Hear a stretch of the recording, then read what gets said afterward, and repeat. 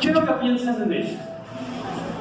Supongan solamente, solo supongan, es para el tema de hoy, entrando ya al tema de hoy. Supongan que ustedes están en un campo y hay un enorme montón de hormigas que van camino directo hacia el hocico de un oso hormiguero. Y ustedes ven eso desde lejos y quieren advertirles a esas hormiguitas de que si siguen por ese camino van a terminar en la panza del oso hormiguero. Pero ustedes no saben cómo hacer para que las hormiguitas les entiendan. ¿Qué harían ustedes para lograr salvar el mayor número de hormigas que fuera posible de ser devoradas por el oso hormiguero? ¿Qué se les ocurriría a ustedes hacer? ¿Poner un cartel con un aviso y ponerlo frente a las hormigas? ¿Funcionaría? No, ¿verdad? ¿Por qué? Ahora sí que porque no saben leer, o será mejor porque nosotros no sabemos escribir el idioma de hormigas, porque sí podrían leer. Gritarles, advertirles cómo sería lo más efectivo para que esas hormigas fueran salvadas con tu intervención. ¿Cómo lo harías? A ver, algún niño, ¿qué se les ocurre? A ver, ¿qué?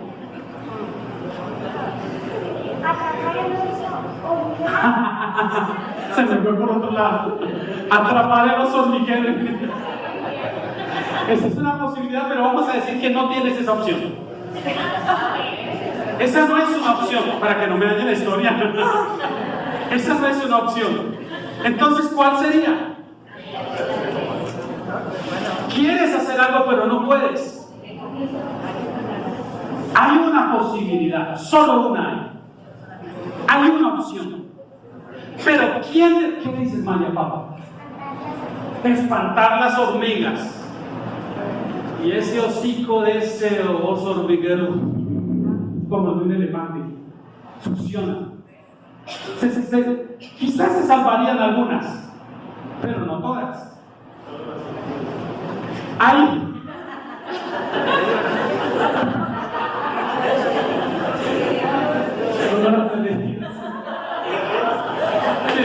una opción. Hay una opción. Una única opción. Pero ¿quién de ustedes estaría dispuesto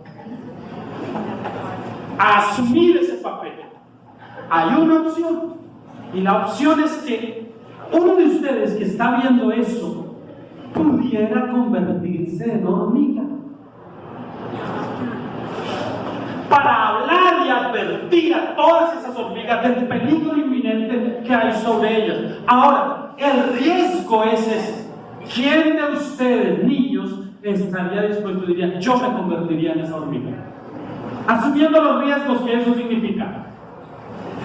El riesgo es que no solo el oso hormiguero es un peligro, sino que los mismos niños que juegan con hormigas a veces se divierten mucho jugando con ellas, pero de pronto les da por hacer así las borradas del mapa. Ese es un riesgo. Los riesgos son enormes. ¿Quién de ustedes estaría complacido y feliz si pudiera volverse hormiguita y lo haría?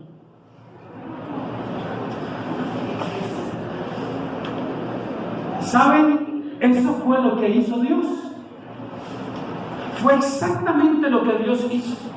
Nos vio perdidos, camino apresurado hacia una condenación segura.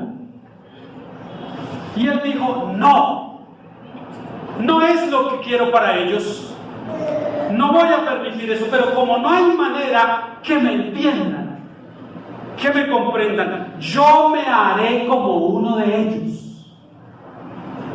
Yo tomaré su naturaleza, seré semejante a ellos. Y eso, cuando nosotros lo leemos, ahora en Filipenses, que es lo que corresponde para hoy, nos da la impresión que suena como algo muy normal. Al fin y al cabo, pues sí, Dios se hizo hombre, habitó entre nosotros.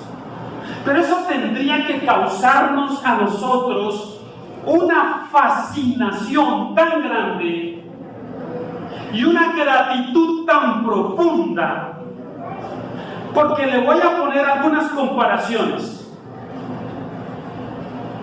Algunos me han oído contar esto y discúlpeme si lo oye otra vez, pero es que a ninguno de nosotros nos gusta, siendo quienes somos, tener que rebajarnos a hacer algo que no somos. Por ejemplo, ¿a quién de nosotros nos gustaría ser un indigente de la calle? A ninguno. ¿Verdad que no? Ninguno. No quisiéramos tener que pensar que nos vemos vestidos como ellos, comportándonos como ellos y durmiendo bajo los puentes de la ciudad como ellos, en un estado de perdición total. ¿Quién quisiera verse así? Ninguno. ¿Sabe el rechazo que eso causa? Por eso digo que me disculpe si les suena repetido, pero yo sé lo que eso causa. Una ocasión que me invitaron a predicar en la iglesia enorme aquí, a los jóvenes. Yo me vestí como indigente, como un indigente, hace muchos años atrás. Nadie me reconocía. Llegué hasta la misma portería del templo menor y me paré ahí con mis greñas, que me puse greñas, y me hice aquí una tipo como de cicatriz, puse pegante boxer aquí, hundida 2 piezas, y quedó como una cortada, y nadie me reconocía. Y me embadurné, puse cosas por acá como si no tuviera dentadura, y llegué ahí. El único que sabía que yo era el predicador era la persona que me invitó, que era el pastor de jóvenes. Y me paré, ¿y sabe cuál fue la reacción de los sugieres jóvenes cuando vieron que me acerqué?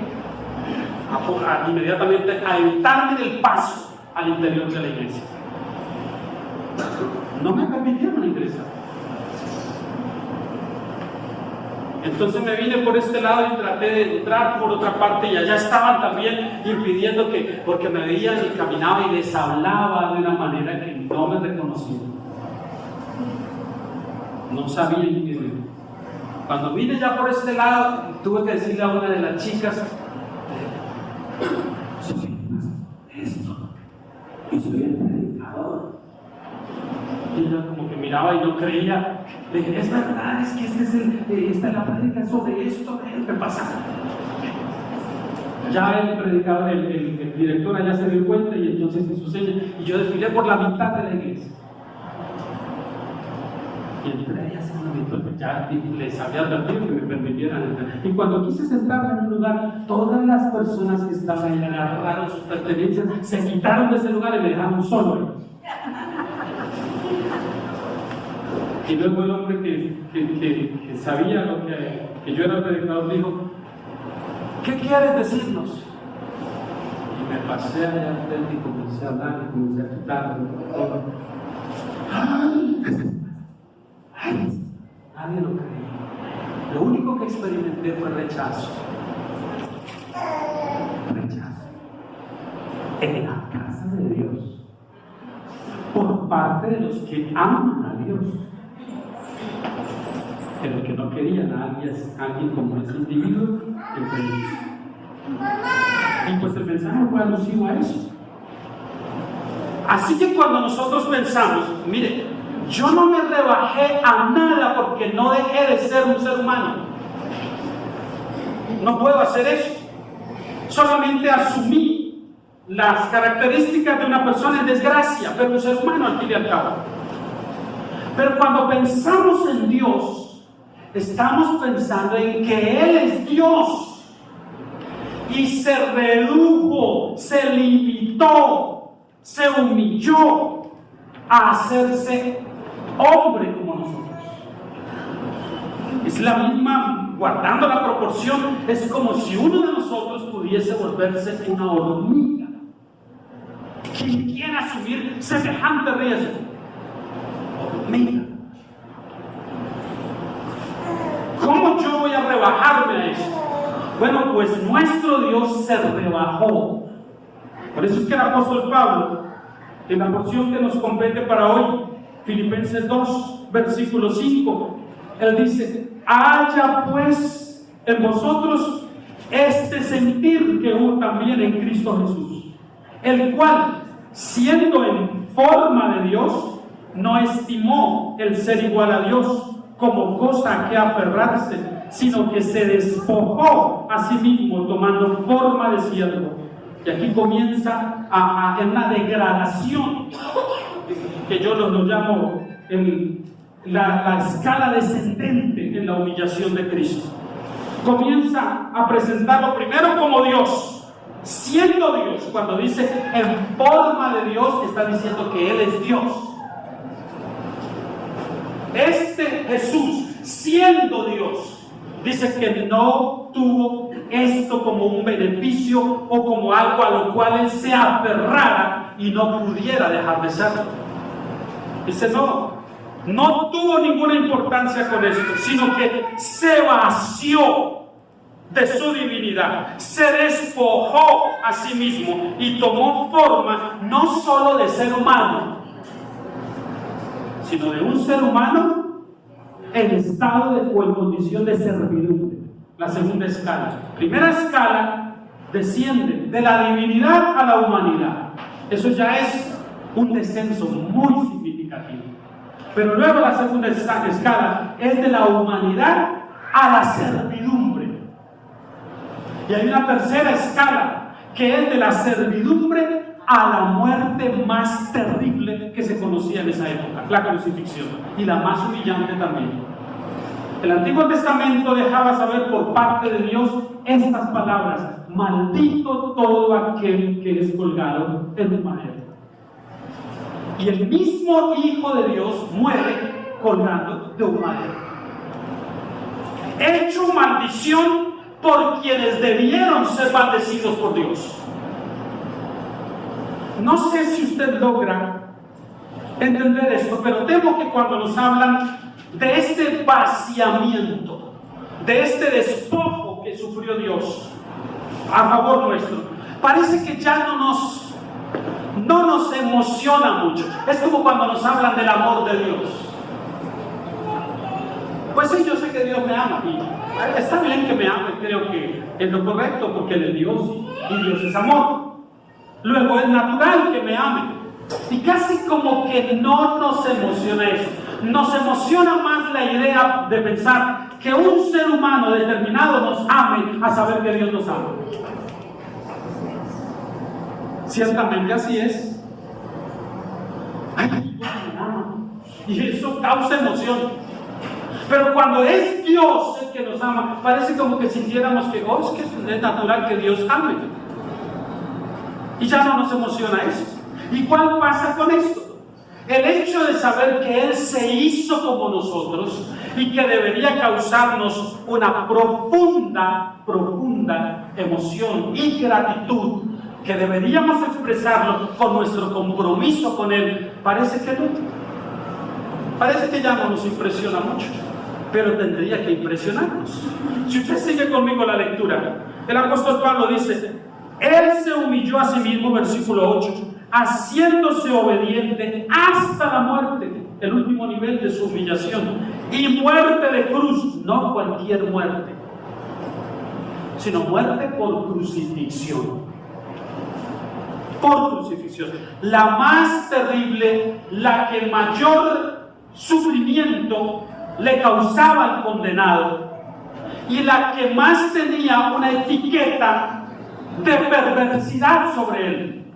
Es decir, quítese usted de la mente la imagen de que cuando los ciudadanos en un lugar determinado del Imperio Romano veían a un crucificado, estaban diciendo: ay, pobrecito, cómo sufre, miren todo lo que le hacen. Olvídense de eso. La turba estaba feliz. Estaban diciendo: está teniendo la clase de muerte que se merece. Y no vayamos tan lejos a ellos, porque nosotros mismos, si supiéramos que ha habido un hombre que ha violado de manera indiscriminada indiscriminada a tantos niños y luego lo capturan y nos damos cuenta de que lo torturan y le hacen esto, en el fondo todos nosotros diríamos, se lo tiene merecido. ¿O no? Estos decían eso cuando veían a Cristo, decían, tiene merecida esa clase de muerte. Por algo lo están castigando como lo castigan. No es por ser muy bueno, es por algo, y celebraban. Pero el apóstol Pablo destaca una palabra y dice, siendo obediente. Siendo obediente. ¿Cómo es que él, siendo Dios, luego se hace un ser humano, pero se somete a las limitaciones típicas de los seres humanos? A ver si podemos medio comprender eso. ¿Limita el tiempo a Dios? No. ¿El espacio limita a Dios? No. No hay leyes físicas que limiten a Dios.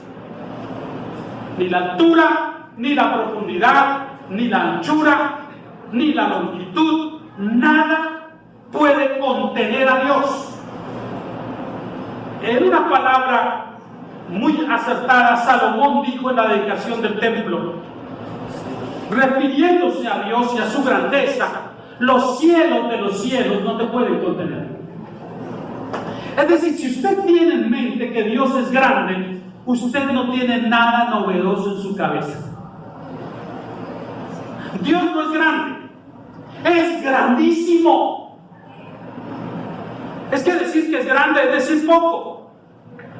Las personas piensan, ¿qué tan grande será Dios para poder sostener en sus manos, en su palma de su mano, la tierra?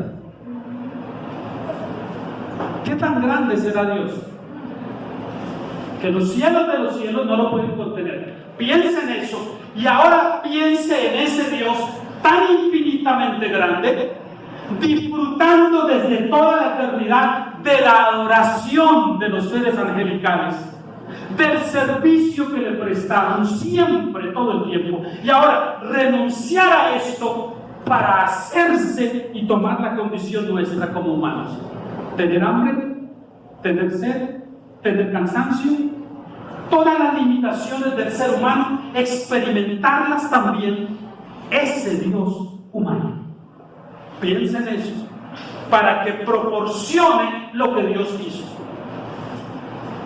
Ahora, como humano, Él debe obedecer también. Usted se imagina a Jesús asistiendo a su padre adoptivo, porque el padre de Él es el Espíritu Santo, es claro por la Escritura.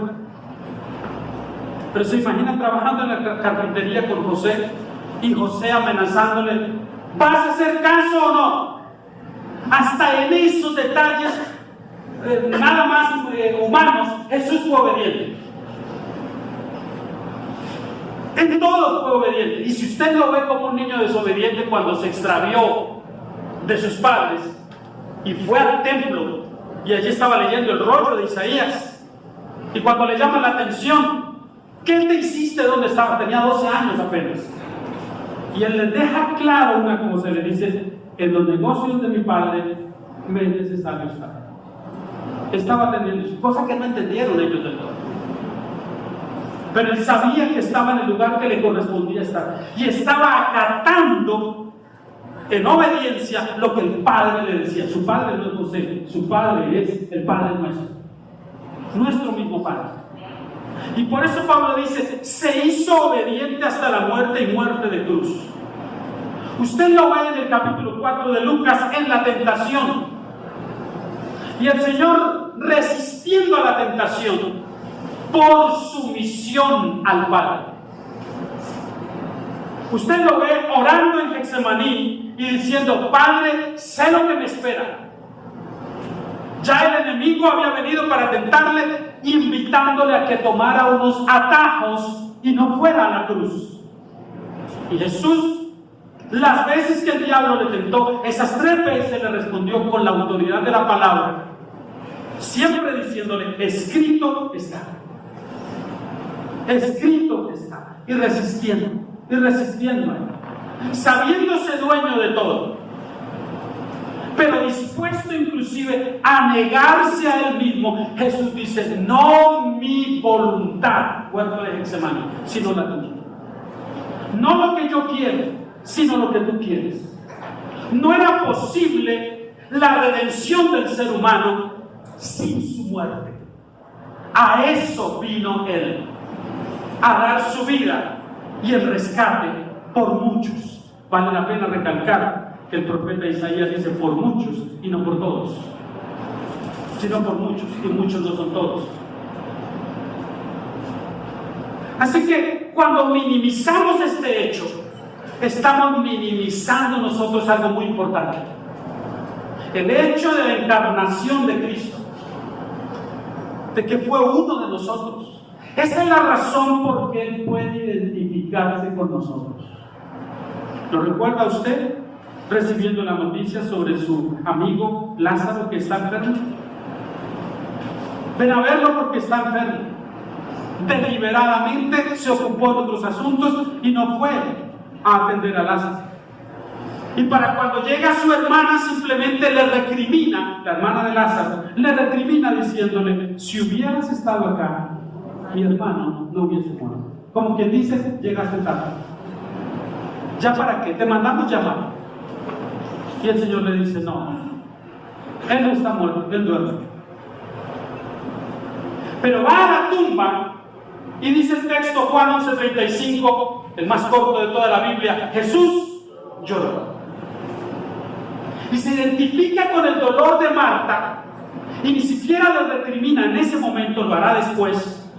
Se identifica con la otra hermana María, está con ellas ahí en el duelo familiar y llora frente a la tumba. ¿Por qué llora si al final solamente una palabra suya levantaría a Lázaro? Porque quiere identificarse con el dolor de los que experimentan la pérdida. Por eso llora, porque es un ser humano también, se conduele. Y Él quiere que vean esa parte, pero cuando resucita a Lázaro está mostrando también su divinidad.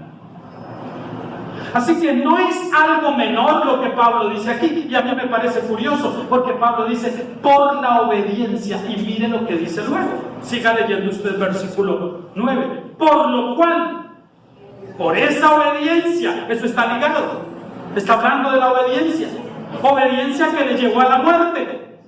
Por lo cual Dios también le exaltó. ¿Hasta dónde? Hasta donde no podía exaltarse a nadie más. Hasta donde Él pertenecía, lo exaltó hasta lo sumo y le dio un nombre que es sobre todo nombre. Para que en el nombre de Jesús se doble toda rodilla de quienes, de todos los seres creados, los que están en la tierra, en los cielos y debajo de la tierra, es decir, los que resucitarán también. Toda lengua confesará, dice el apóstol Pablo, y toda lengua confesará que ese niño de Belén es el Hijo de Dios. Ese es el Hijo de Dios. Y es el honor y la majestad que debemos darle a Él. ¿Por qué me gusta esto? ¿Por qué me apasiona? ¿Sabe por qué? Porque es que muchos de nosotros queremos tener la exaltación que tuvo Cristo sin obediencia.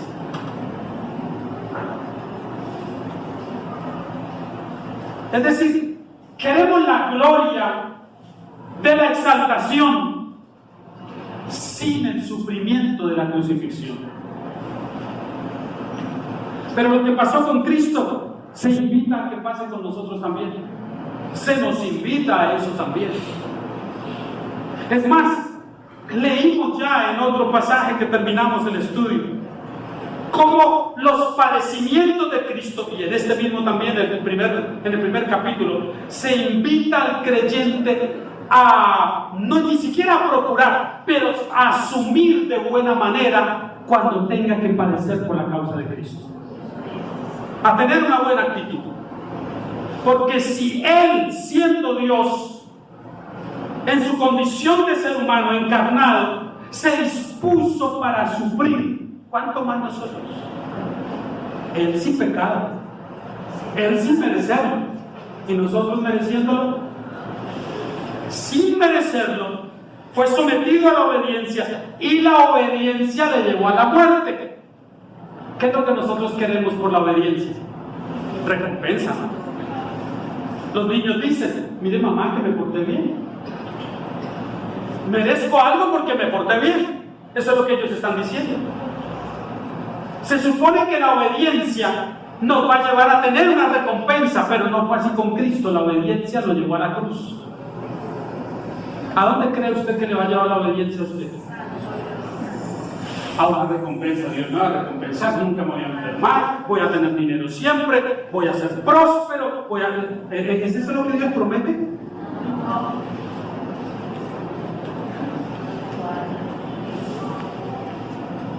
Olvídese del título que hay ahí entre el versículo 11 y el versículo 12. Usted sabe que esos títulos no son inspirados, ni los versículos ni los capítulos tampoco. Están puestos allí y a veces nos causan una dificultad mayor en lugar de un beneficio. ¿Por qué la obediencia es importante para que liguemos con el versículo 12 ahorita? ¿Por qué es importante? A la luz de la palabra de Dios, la obediencia es más importante que los sacrificios. Es decir, todo creyente debe ser obediente. Y aquí yo voy a aprovechar para decir algo.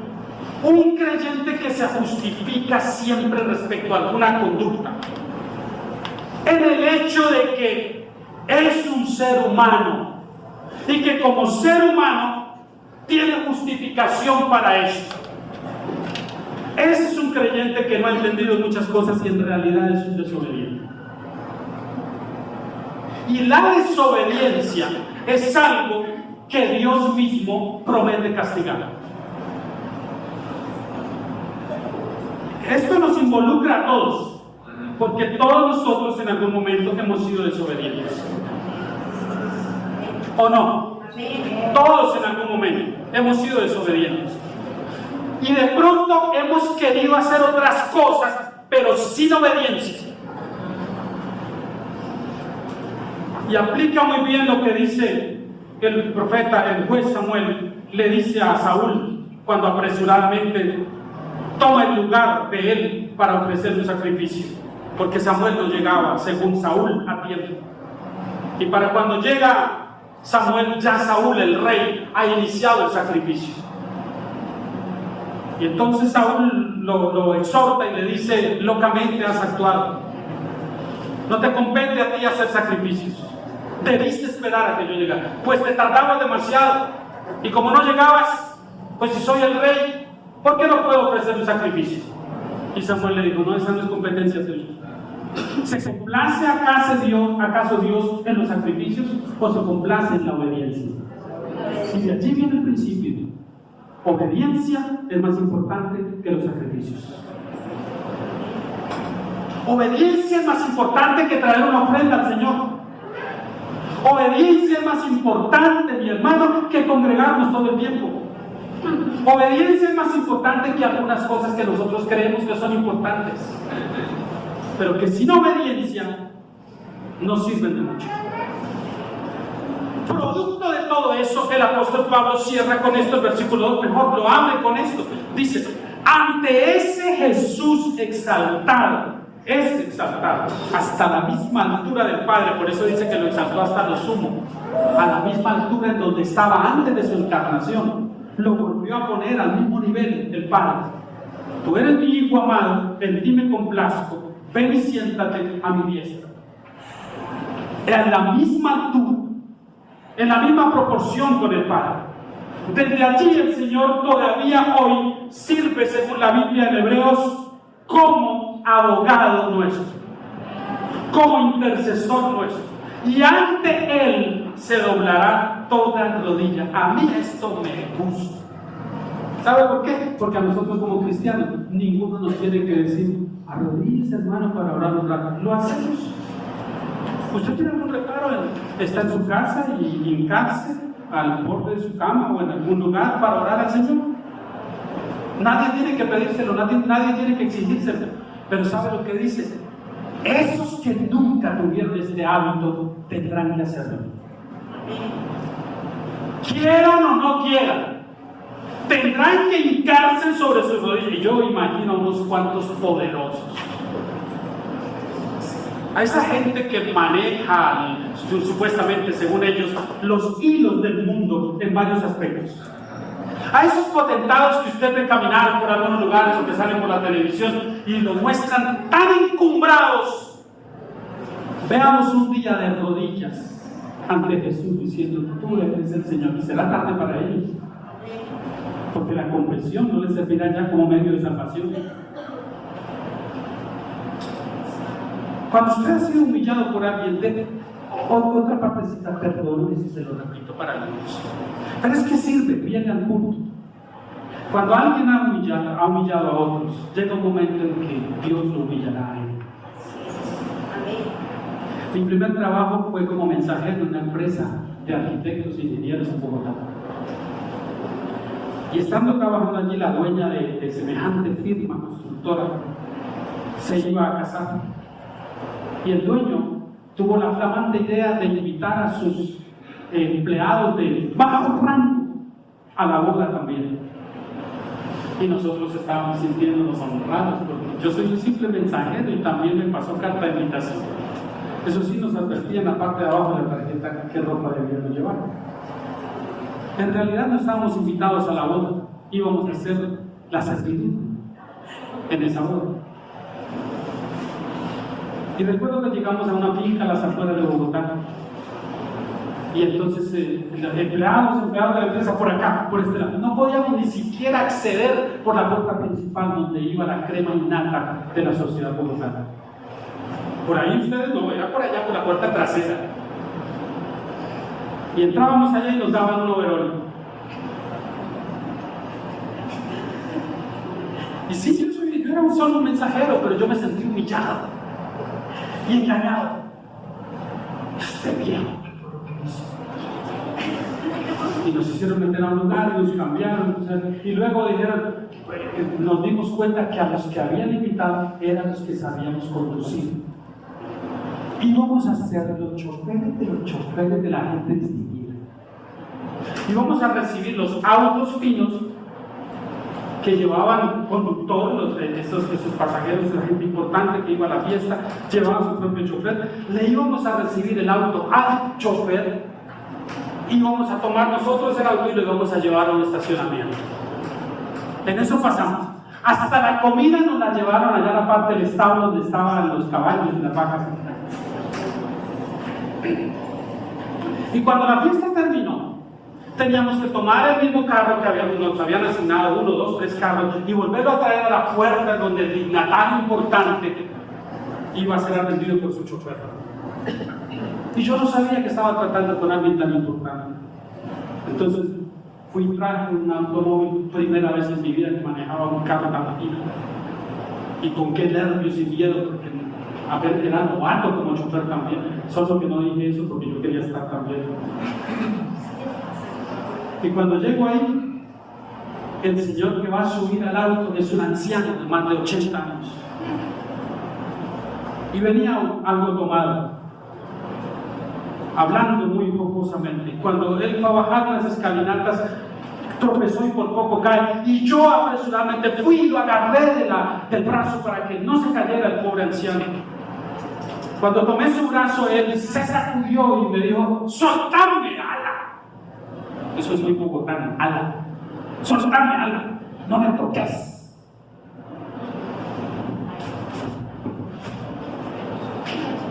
¿Sabe cómo me sentí yo?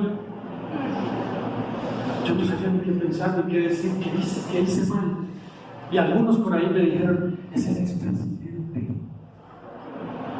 de Chachía. Darío Echandía. Sí. Es el expresidente Darío Echandía. Es un viejo grosero. Cállese, señor. Yo me hice a un lado y me fui triste un poco allá. Y los demás miraban: ¿y usted por qué se iba a caer? Se iba a golpear. Yo solo vi que era un anciano que se iba a golpear. Pero la forma como me recriminó delante de todas las personas hizo que yo me sintiera tan humillado. Y cuando me retiré un poco allá, como cosa de Dios solamente, vino este versículo. Y toda rodilla se doblará, y toda lengua confesará que Jesús es el Señor. Y yo me hice allá y me volví a la viejita y dentro de mí dije: ah, viejito orgulloso, un día te voy a ver postrado ante el Señor. Un día te voy a ver arrodillado ante el Señor diciendo: tú eres el Señor. Y yo voy a gozar ese día. Y ahí toma la gente. Porque la gente es así. Pablo dice: esa clase de humildad nos invita a nosotros a tenerlo. Y miren el versículo 12 cómo lo conecta. Por tanto, por toda esa obediencia, por todo eso que le significó al Señor la humildad, por tanto, amados míos, como siempre habéis obedecido, no como en mi presencia solamente, sino mucho más ahora en mi ausencia. Aquí viene un versículo que causa dificultad a muchas personas. Ocupaos en vuestra salvación. ¿Cómo? ¿Se da cuenta, hermano, que la salvación sí hay que cuidarla porque se pierde? Aquí no dice eso. Me disculpa, pero aquí no dice eso. Aquí no dice: preocúpense porque les van a quitar la salvación. Eso no es lo que dice. Dice: ocupaos en vuestra salvación. No preocupaos, ocupaos en vuestra salvación. ¿Cómo? Con temor y temblor. Pero temor y temblor, ¿por qué? Porque nos la van a quitar si nos portamos mal, o por lo que costó esa salvación. Porque si bien es cierto que a usted y a mí no nos costó nada la salvación, a Dios sí le costó todo. Le costó su Hijo. Para usted y para mí fue gratuito, pero para Él no. Él pagó un precio demasiado alto. Se pagó un precio de sangre por nosotros. Y no sé si este ejemplo valga ahora, pero si acaso un amigo suyo, su mejor amigo, está secuestrado, y los secuestradores aceptaran un trueque, que en lugar de su amigo a quien prometen dejar libre, si usted les lleva a su hijo menor, ¿usted rompe amistad con ese amigo? ¿O no? No hay nada que considerar. Mi hijo, no importa que sea el menor, el mayor, el del medio, el que sea. Mi hijo por mi amigo, lo siento, sigue siendo mi amigo. Pero mi hijo, ahí sí, con mi hijo no te metas. Mi amigo, oraré por ti, pero mi hijo. Pero eso fue lo que hizo Dios. Dios dijo: no hay otro medio, tiene que ser mi hijo. Y fue su hijo.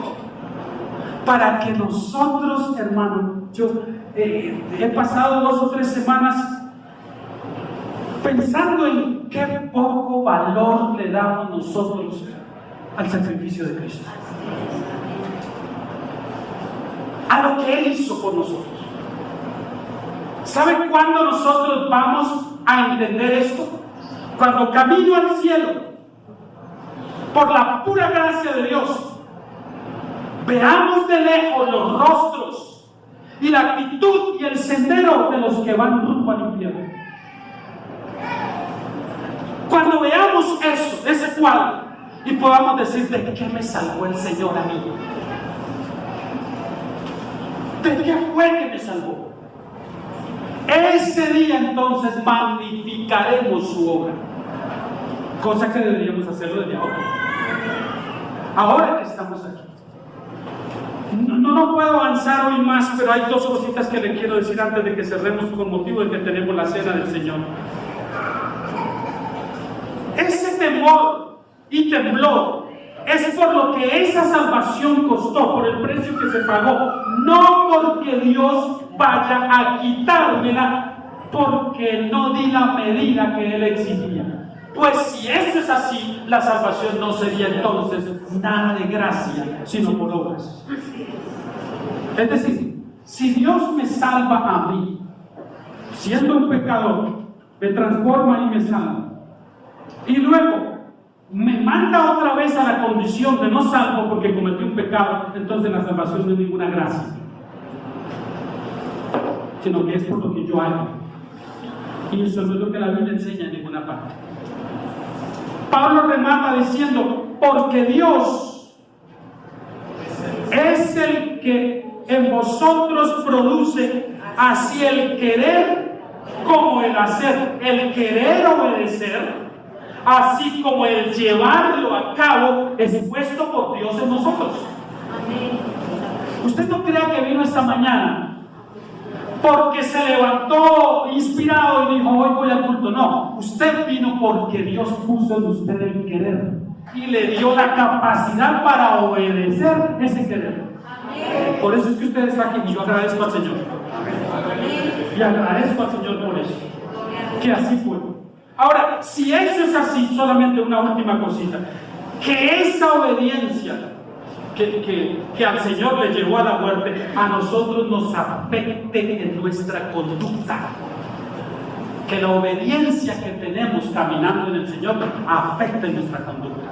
Y voy a decir dos cositas que las desarrollaré el próximo domingo, pero se las dejo apenas servidas. Hacer todo como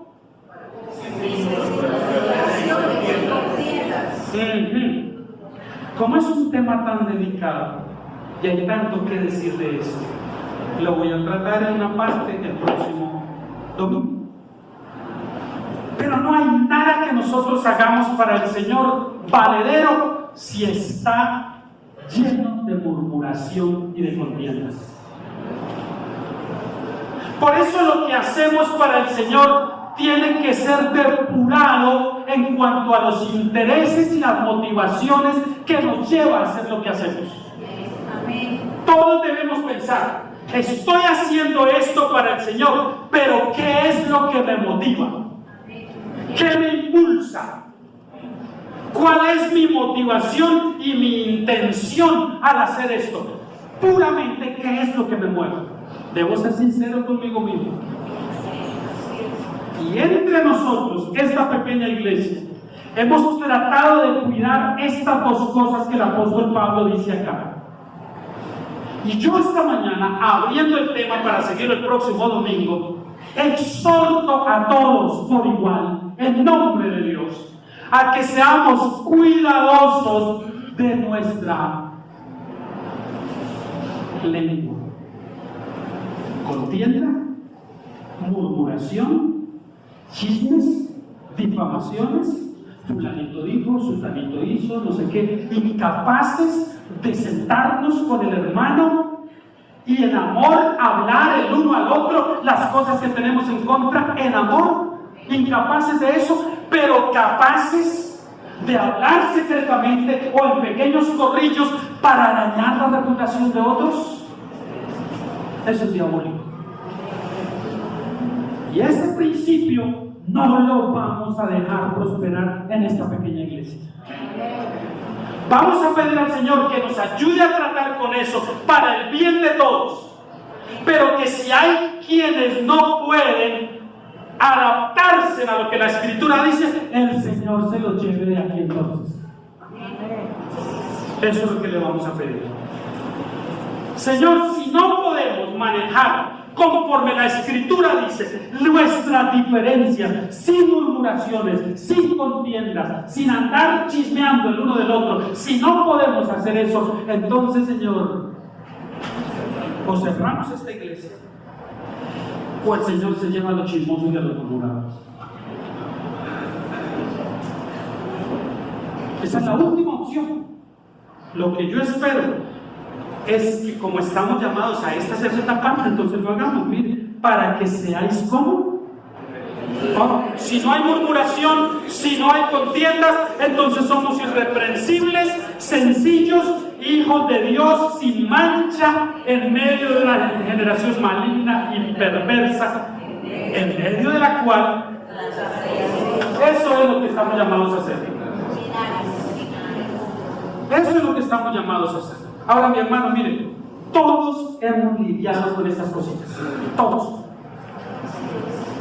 Por más que nos hemos cuidado, que una murmuración, que un enredo, que una contienda, que un chisme, hemos caído en eso alguna vez. El asunto no es que no hayamos caído en eso, el asunto es cómo lo estamos resolviendo. ¿Cómo lo resolvemos? Somos de los que, donde hay fuego, llegamos con un pote de gasolina para prenderlo más. ¿O somos de los que llamamos a unos bomberos para que nos ayuden a apagar ese fuego? ¿Cómo actuamos? Que se presenten esas cosas va a suceder siempre. Pero ¿cómo tratamos con esas cosas va a ser la diferencia? En toda iglesia existen asuntos como estos. ¿Saben por qué? Porque toda iglesia está compuesta por seres humanos imperfectos, como usted y como yo. Entonces en toda iglesia van a haber cosas así, pero tenemos que saber tratarlas a la luz de la palabra de Dios. Y a esto aplica un proverbio que dice que la blanda respuesta aplaca la ira. Entonces, si yo tengo algo contra un hermano y voy a él a decirle, ¿cómo le reclame yo eso? Va a tener su propia respuesta también. Si yo llego molesto al hermano Frank para hacerle un reclamo, pero hermano Frank, es que usted me dijo, yo ya acá me indispuso a mí y lo indispuse a él, porque si tuviera un arma se le hubiera disparado. Es que usted dijo que tal cosa. Cuando usted hace eso, usted genera violencia en el otro, lo predispone inmediatamente, porque hay personas que son demasiado expresivas y no pueden contener ni sus manos, ni lo que dicen, ni los gestos que hacen. Intente someter eso al Señor. Intentémoslo. Porque yo también me vuelvo. Intentemos. Pero si yo llego al hermano, Frank, ¿qué podríamos tomar un café, hermano? Con café le garantizo que yo le escucho lo que sea. Trae un café, mi hermano. Puede ser solito para mí, también. Nos tomamos un cafecito y ¿qué pasó? Hermano, recuerda tal día que hablamos, oh sí, lo recuerdo. Bueno, pero yo me sentí afectado por eso. ¿Usted cree que si yo hablo en ese tono, que si yo hablo de esa manera, el hermano, pero ¿cuándo, pastor? Pero luego, ¿qué pasa? Yo no espero esa respuesta de él. Estas cosas se van a presentar siempre entre nosotros, hermano, pero ¿cómo las vamos a encarar? ¿Con espíritu cristiano o con espíritu mundano? Luego hablaremos más de esto, porque eso es todo. ¿Sabe por qué Pablo está diciendo eso?